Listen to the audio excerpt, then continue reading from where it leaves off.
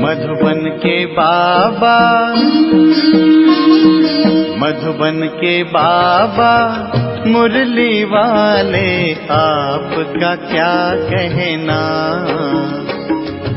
आपका क्या कहना। ओम शांति। आज 24 जनवरी 2023 के साकार मधुर महावाक्य हैं। आज मीठे मीठे बाप दादा बोले, मीठे बच्चे, यही संगम युग है जब आत्मा और परमात्मा का संगम होता है। सतगुरु एक ही बार आकर बच्चों को सत्य ज्ञान दे, सत्य बोलना सिखाते हैं। बाबा ने कहा, मीठे बच्चे, यही संगम युग है जब आत्मा और परमात्मा का संगम होता है। सतगुरु एक ही बार आकर बच्चों को सत्य ज्ञान दे, सत्य बोलना सिखलाते हैं।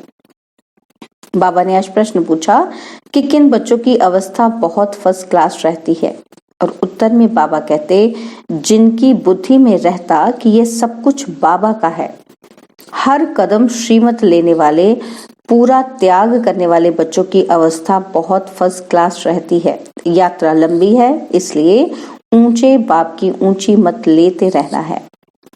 तो बाबा ने एक और प्रश्न पूछा कि मुरली सुनते समय अपार सुख किन बच्चों को भासता है, और उत्तर में बाबा कहते, जो समझते हैं कि हम शिव बाबा की मुरली सुन रहे हैं। यह मुरली शिव बाबा ने ब्रह्मा तन से सुनाई है। मोस्ट बिलवेड बाबा हमें सदा सुखी मनुष्य से देवता बनाने के लिए सुना रहे हैं। मुरली सुनते ही स्मृति रहे तो सुख भासेगा। मुरली का गीत है, प्रीतम आन मिलो। ओम शांति। यह दुखिया जिया तो दुख धाम में ही होता है, सुखी जीवात्माएं सुख धाम में होती हैं। सभी भक्तों का प्रीतम एक है, जिसको ही याद किया जाता है उनको प्रीतम कहा जाता है। याद करते हैं जब दुख होता है। यह कौन बैठ समझाते हैं? सच्चा सच्चा प्रीतम, सच्चा बाप, सच्चा टीचर, सच्चा सतगुरु, सभी का प्रीतम वह एक है। परंतु प्रीतम आता कब है, ये कोई नहीं जानते हैं। प्रीतम खुद आकर अपने भक्तों को, अपने बच्चों को बताते हैं कि मैं आता ही हूँ सिर्फ संगम युग पर एक बार। मेरा आना और जाना, उसका जो बीज है उसको संगम कहा जाता है। और सभी आत्माएं तो बहुत बारी बारी जन्म मरण में आती हैं। मैं एक ही बार आता हूँ। मैं सतगुरु भी एक ही हूँ, बाकी गुरु तो अनेक हैं। उन्हों को सतगुरु नहीं कहेंगे, क्योंकि वह कोई सत्य नहीं बोलते। वह सत्य परमात्मा को जानते ही नहीं। जो सत्य को जान जाते हैं वह हमेशा सत्य बोलते हैं। वह सतगुरु है ही सत्य बोलने वाला सच्चा सतगुरु। सच्चा बाप, सच्चा शिक्षक खुद आकर बताते हैं कि मैं संगम युग पर आता हूँ। मेरी आयु इतनी ही है जितना समय में आता हूँ। पतितों को पावन बनाकर ही जाता हूँ। जब से मेरा जन्म हुआ तब से मैं सहज राजयोग सिखाना आरंभ करता हूँ। फिर जब सिखाकर पूरा करता हूँ तो पतित दुनिया विनाश को पाती है और मैं चला जाता हूँ। बस मैं इतना ही समय आता हूँ। शास्त्रों में तो कोई टाइम है ही नहीं। शिव बाबा कब जन्म लेते हैं, कितना दिन भारत में रहते हैं, यह बाप स्वयं ही बैठ बताते हैं कि मैं आता ही हूँ संगम पर। संगम युग की आदि, संगम युग का अंत, गोया मेरे आने की आदि, जाने की अंत। बाकी मध्य में बैठ मैं राजयोग सिखाता हूँ। बाप खुद ही बैठ बताते हैं कि मैं इनकी ही वानप्रस्थ अवस्था में आता हूँ। पराये देश और पराये तन में तो मेहमान हुआ ना। मैं इस रावण की दुनिया में मेहमान ठहरा। इस संगम युग की महिमा बड़ी भारी जबरदस्त है। बाप आते ही हैं रावण राज्य का विनाश कर राम राज्य की स्थापना करने। शास्त्रों में दंत कथाएं बहुत लिख दी हैं। रावण को जलाते आते हैं। सारी सृष्टि इस समय जैसे लंका है। सिर्फ सिलान को लंका नहीं कहा जाता। ये सारी सृष्टि रावण के रहने का स्थान है, वह शोक वाटिका है। सभी दुखी हैं। बाप कहते हैं मैं इसको अशोक वाटिका अथवा हेवन बनाने आता हूँ। हेवन में सभी धर्म तो होते नहीं। वहां था एक ही धर्म जो अभी नहीं है। अब फिर से देवता बनाने राजयोग सिखला रहा हूँ। सभी तो नहीं सीखेंगे। मैं भारत में ही आता हूँ। भारत में ही स्वर्ग होता है। क्रिश्चियन लोग भी हेवन को मानते हैं। कहते हैं left for heavenly abode. God father के पास गया, बाकी हेवन को थोड़े समझते हैं। हेवन अलग चीज है। तो बाप समझाते हैं कि मैं कब और कैसे आता हूँ, आकर त्रिकालदर्शी बनाता हूँ। त्रिकालदर्शी और कोई होता नहीं। सृष्टि के आदि मध्य अंत को मैं ही जानता हूँ। अब कलयुग का विनाश होना है, आसार भी देखने में आ रहे हैं। समय वही संगम का है, एक्यूरेट टाइम कुछ नहीं कह सकते। बाकी हाँ, राजधानी पूरी स्थापन हो जाएगी। बच्चे कर्मातीत अवस्था को पाएंगे तो ज्ञान खत्म हो जाएगा, लड़ाई आरंभ हो जाएगी। मैं भी अपना पावन बनाने का पाठ पूरा करके जाऊंगा। देवी देवता धर्म स्थापन करना ये मेरा ही पाठ है। भारतवासी ये कुछ भी नहीं जानते। अब शिवरात्रि मनाते हैं तो जरूर शिव बाबा ने कोई कार्य किया होगा। उन्होंने सिर्फ कृष्ण का नाम डाल दिया है। यह तो कॉमन भूल देखने में आती है। शिव पुराण आदि किसी शास्त्र में भी यह नहीं है कि शिव बाबा आकर राजयोग सिखाते हैं। वास्तव में हर एक धर्म का एक एक शास्त्र है। देवता धर्म का भी एक शास्त्र होना चाहिए, परंतु उसका रचयिता कौन, इसमें ही मूंझ गए हैं। बाप समझाते हैं कि मुझे जरूर ब्रह्मा द्वारा ब्राह्मण धर्म रचना पड़े। ब्रह्मा मुख वंशावली ब्रह्मा कुमार कुमारियां ठहरे।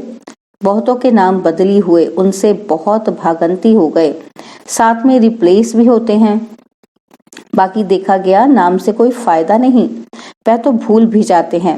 वास्तव में तुमको योग लगाना है बाप से। नाम शरीर का मिलता है, आत्मा का तो नाम है नहीं। आत्मा 84 जन्म लेती है। हर जन्म में नाम रूप देश काल सब बदल जाता है। ड्रामा में कोई को भी जो एक बारी पाठ मिला हुआ है उसी रूप में फिर वही पाठ बजा ना सके। वही पाठ फिर 5000 वर्ष के बाद बजाएगी। ऐसे नहीं कि कृष्ण उसी नाम रूप से फिर कोई आ सकता है, नहीं। यह तो जानते हैं कि आत्मा एक शरीर छोड़ दूसरा लेती है, तो फीचर आदि एक न मिले दूसरे से। 5 तत्व के अनुसार फीचर्स बदलते जाते हैं। कितने फीचर्स हैं, परंतु ये सब पहले से ही ड्रामा में नूंद है, नया कुछ नहीं बनता। अब शिवरात्रि मनाई जाती है, जरूर आया है, वही सारी दुनिया का प्रीतम है। लक्ष्मी नारायण व राधे कृष्ण व ब्रह्मा विष्णु आदि कोई प्रीतम नहीं है, गॉड फादर ही प्रीतम है। बाप तो जरूर वर्षा देते हैं, इसलिए बाप प्यारा लगता है। बाप कहते हैं मुझे याद करो, क्योंकि मेरे से तुमको वर्षा पाना है। बच्चे जानते हैं कि इस पढ़ाई अनुसार जाकर सूर्यवंशी देवता व चंद्रवंशी क्षत्रिय बनेंगे। वास्तव में सभी भारतवासियों का धर्म एक होना चाहिए, परंतु देवता धर्म नाम बदल हिंदू नाम रख दिया है, क्योंकि वह दैवी गुण नहीं है। अब बाप बैठ धारण कराते हैं, कहते हैं अपने को आत्मा समझ अशरीरी हो जाओ। तुम कोई परमात्मा नहीं हो, परमात्मा तो एक शिव है, वह सभी का प्रीतम। एक ही बार संगम युग पर आते हैं। यह संगम युग बहुत छोटा है। सभी धर्मों का विनाश होगा, ब्राह्मण कुल भी वापस जाएगा, क्योंकि उन्हों को फिर दैवी कुल में ट्रांसफर होना है। वास्तव में यह पढ़ाई है, सिर्फ भेंट की जाती है। यह विषय विकार है जहर, यह ज्ञान है अमृत। यह तो मनुष्य को देवता बनाने की पाठशाला है। आत्मा में जो खाद पड़ी है एकदम मुलम्मा बन गई है, उसको बाप आकर हीरे जैसा बनाते हैं। शिवरात्रि कहते हैं, रात्रि में शिव आया, परंतु कैसे आया, किसके गर्भ में आया या किस शरीर में प्रवेश किया? गर्भ में तो आते ही नहीं है, उनको शरीर का लोन लेना पड़ता है। वह जरूर आकर के नरक को स्वर्ग बनाएंगे, परंतु कब और कैसे आते हैं यह किसी को पता नहीं है। शास्त्र तो बहुत पढ़ते हैं, परंतु मुक्ति, जीवन मुक्ति तो किसी को मिलती नहीं है, और ही तमो प्रधान बन गए हैं। सो तो सभी को जरूर बनना है। सभी मनुष्यों को स्टेज पर जरूर हाजिर होना है। बाप आते ही अंत में हैं, उनकी ही सब महिमा गाते हैं कि मैं तुम्हारी गत मत तुम ही जानो। तुम्हारे में क्या ज्ञान है, कैसे तुम सदगति करते हो, सो तो तुम ही जानो। तो वह श्रीमत देने आएगा तो जरूर ना, परंतु कैसे आते हैं, किस शरीर में आते हैं, वह कोई जानते नहीं। खुद कहते हैं साधारण तन में मुझे आना है, मुझे ब्रह्मा नाम भी जरूर रखना पड़े, नहीं तो ब्राह्मण कैसे पैदा हूँ? ब्रह्मा कहाँ से आए, ऊपर से तो नहीं आएगा। वह है सूक्ष्म वतनवासी अव्यक्त संपूर्ण ब्रह्मा यहाँ तो जरूर व्यक्त में आकर रचना रचनी पड़े। हम अनुभव से बता सकते हैं, इतना समय आते और जाते हैं। बाप कहते हैं मैं भी ड्रामा में बांधा हुआ हूँ और मेरा पाठ भी सिर्फ एक बार आने का है। भल दुनिया में उपद्रव बहुत होते रहते हैं, उस समय कितना ईश्वर को पुकारते हैं, परंतु मुझे तो अपने समय पर ही आना है और आता भी हूँ वानप्रस्थ अवस्था में। यह ज्ञान तो बड़ा सहज है, परंतु अवस्था जमाने में मेहनत है, इसलिए कहेंगे मंजिल बड़ी ऊंची है। बाप नॉलेजफुल है तो जरूर उसने बच्चों को नॉलेज दी है, तब तो उनका गायन है कि तुम्हारी गतमत तुम ही जानो। बाप कहते हैं मेरे पास जो सुख शांति का खजाना है वह बच्चों को ही आकर देता हूँ। यह जो माताओं पर अत्याचार आदि होते हैं यह भी ड्रामा में नूंद है, तब तो पाप का घड़ा भरेगा। कल्प कल्प ऐसे ही रिपीट होता है। यह बातें भी तुम अभी जानते हो फिर भूल जाएंगे। यह ज्ञान सत्युग में होता नहीं, अगर होता तो परंपरा चलता। वहां तो प्रारब्ध है जो अभी के पुरुषार्थ से पाते हैं। यहाँ के पुरुषार्थ वाली आत्माएं वहां होती हैं, दूसरी आत्माएं वहां होती नहीं जिनको ज्ञान की दरकार रहे। यह भी जानते हैं कोई विरला निकलेगा, बहुत अच्छा भी करेंगे। समझो विलायत वाला कोई बड़ा आदमी निकलता है, समझता है, परंतु कहाँ भट्टी में रहेंगे। क्या समझेंगे, कहेंगे बात तो ठीक है परंतु पवित्र नहीं रह सकते। अरे इतने सब पवित्र रहते हैं, शादी कर इकट्ठे रहकर भी पवित्र रहते हैं तो उनको इनाम भी बहुत मिलता है। यह भी रेस है, उस रेस में फर्स्ट नंबर जाने से 4-5 लाख मिलेंगे। यहाँ तो 21 जन्मों के लिए पूरी राजाई मिलती है, कम बात है। यह मुरली तो सब बच्चों के पास जाएगी, टेप में भी सुनेंगे। कहेंगे शिव बाबा ब्रह्मा तन से मुरली सुना रहे हैं, अथवा बच्चियां सुनाएंगी तो कहेंगी शिव बाबा की मुरली सुनाते हैं। तो बुद्धि एकदम वहां जानी चाहिए, वह सुख अंदर में भासना चाहिए। मोस्ट बिलवेड बाबा हमको सदा सुखी मनुष्य से देवता बनाते हैं तो उनकी याद बहुत रहनी चाहिए, परंतु माया याद को ठहरने नहीं देती। त्याग भी पूरा चाहिए। यह सब कुछ बाबा का है, ये अवस्था फर्स्ट क्लास रहनी चाहिए। बहुत बच्चे हैं जो श्रीमत लेते रहते हैं, श्रीमत में जरूर कल्याण ही होगा। मत भी ऊंची है, यात्रा भी लंबी है, फिर तुम इस मृत्यु लोक में नहीं आएंगे। सतयुग है ही अमर लोक। उस दिन बाबा ने बहुत अच्छी रीति समझाया है कि वहां तुम मरते नहीं हो, खुशी से पुराना चोला बदल नया लेते हो। सर्प का मिसाल तुम्हारे लिए है, भ्रमरी का भी मिसाल तुम्हारे ऊपर है, कछुए का भी तुम्हारा मिसाल है। सन्यासियों ने तो कॉपी की है, भ्रमरी का मिसाल अच्छा है। विष्टा के कीड़े को ज्ञान की भूं कर परेशानी परिज्यादा बनाते हो। अभी पुरुषार्थ अच्छी तरह करना है, ऊंच पद अथवा अच्छा नंबर लेना है तो मेहनत भी करनी है। भल धंधा आदि भी करो, वह टाइम छूट है, फिर भी टाइम बहुत मिलता है। अपना योग का चार्ट देखना चाहिए क्योंकि माया बहुत विघ्न डालती है। बाबा बच्चों को बार बार समझाते हैं कि मीठे बच्चे, भूले चुके भी ऐसे मोस्ट बिलवेड बाप व साजन को फारकती शल कोई न देवे, कभी कोई न देवे। इतना महामूर्ख कोई न बने, परंतु माया बना देती है। अब आगे चलकर तुम देखेंगे कि जो कुर्बान जाते थे, बहुत अच्छी सर्विस करते थे, उन्हों का भी माया क्या क्या हाल कर देती है, क्योंकि श्रीमत छोड़ देते हैं। इसलिए बाबा कहते हैं ऐसा बड़े से बड़ा मूर्ख नहीं बनना। अच्छा, मीठे मीठे सिकिलदे बच्चों प्रति माता पिता बाप दादा का याद प्यार और गुड मॉर्निंग। रूहानी बाप की रूहानी बच्चों को नमस्ते।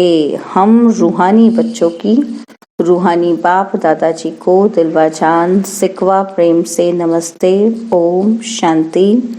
प्यारे बाबा, मीठे बाबा, मेरे बाबा, शुक्रिया बाबा, शुक्रिया बाबा, शुक्रिया बाबा। धारणा के लिए मुख्य सार है, पहला पॉइंट है बाप द्वारा जो सुख शांति का खजाना मिला है वह सबको देना है। ज्ञान से अपनी अवस्था जमाने की मेहनत करनी है। और सेकंड पॉइंट है दैवी गुण धारण करने के लिए देह भान को भूल अपने को आत्मा समझ अशरीरी बन एक प्रीतम को याद करना है। बाबा ने वरदान दिया कि विशेषता के बीज द्वारा संतुष्टता रूपी फल प्राप्त करने वाली विशेष आत्मा भव। विशेषता के बीज द्वारा संतुष्टता रूपी फल प्राप्त करने वाली विशेष आत्मा भव। इस विशेष युग में विशेषता के बीज का सबसे श्रेष्ठ फल है संतुष्टता। संतुष्ट रहना और सर्व को संतुष्ट करना, यही विशेष आत्मा की निशानी है। इसलिए विशेषताओं के बीज अथवा वरदान को सर्व शक्तियों के जल से सींचो तो बीज फलदायक हो जाएगा, नहीं तो विस्तार हुआ वृक्ष भी समय प्रति समय आए हुए तूफान में हिलते हिलते टूट जाता है। अर्थात आगे बढ़ने का उमंग, उत्साह, खुशी व रूहानी नशा नहीं रहता। तो विधि पूर्वक शक्तिशाली बीज को फलदायक बनाओ। स्लोगन है, अनुभूतियों का प्रसाद बांटकर असमर्थ को समर्थ बना देना, यही सबसे बड़ा पुण्य है। अनुभूतियों का प्रसाद बांटकर असमर्थ को समर्थ बना देना, यही सबसे बड़ा पुण्य है। ओम शांति। और अब यह एक बहुत अच्छी वीडियो भी जरूर देखें।